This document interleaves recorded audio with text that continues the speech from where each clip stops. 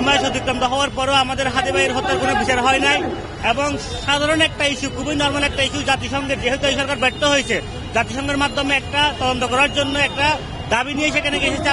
আমাদের হাদি ভাইয়ের স্ত্রী গেছেন সেখানে, আমাদের হাদি ভাইয়ের ভাই গেছেন সেখানে। আপনারা দেখেছেন কি কার্যজনকভাবে তাদের উপর হামলা করা হয়েছে। এই পুলিশি হামলার আমরা বিচার চাই এবং আমরা আমাদের যে দাবি আছে জাতিসংঘের মাধ্যমে একটা সুষ্ঠু তদন্ত করতে হবে, সেটা আমরা সরকারের কাছে দাবি করছি।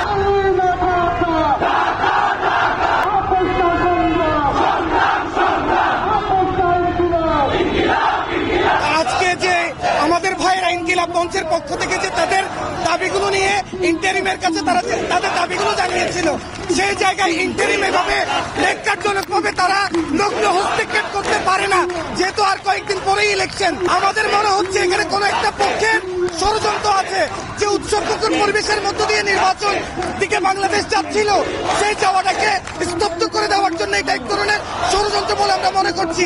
পাশাপাশি আমরা আমাদের শহীদ শরীফ ওসমান বিন হাদির যে হত্যাকাণ্ড হয়েছে তার সুষ্ঠু এবং নিরপেক্ষ তদন্ত সাপেক্ষে আমরা বিচার আজকের এই জনসমুদ্র থেকে দাবি জানাচ্ছি।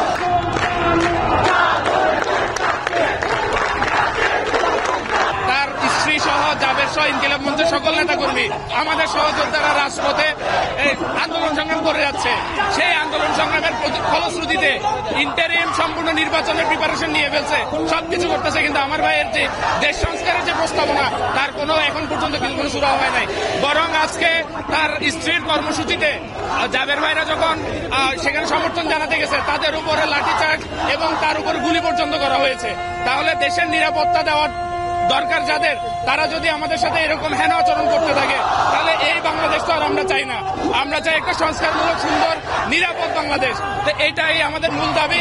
আমরা নিরাপদ বাংলাদেশ গড়ব এবং গড়েই যাব। আমাদের আজাদির লড়াই চলবে।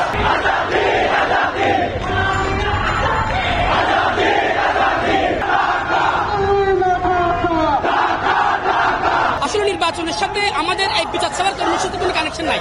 আমরা নির্বাচনের আগে বিচার চাইছিলাম, আমরা এখনই বিচার চাচ্ছি। আমরা বিচার না পাওয়া পর্যন্ত বিচার চাইতে যাবো।